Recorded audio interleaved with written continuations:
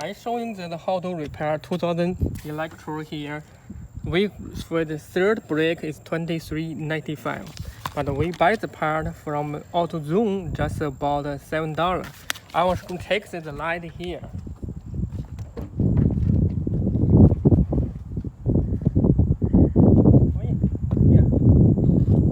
What?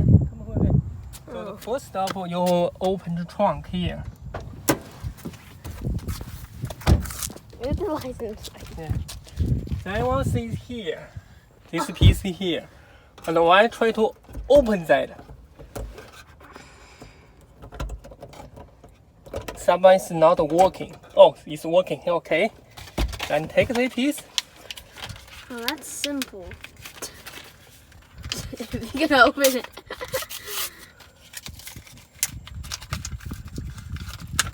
Punch this. Look at the curve here. Punch that through right. Then open that. Okay. Come on, go on. This on the top here, and make sure this one Works. Okay, stop.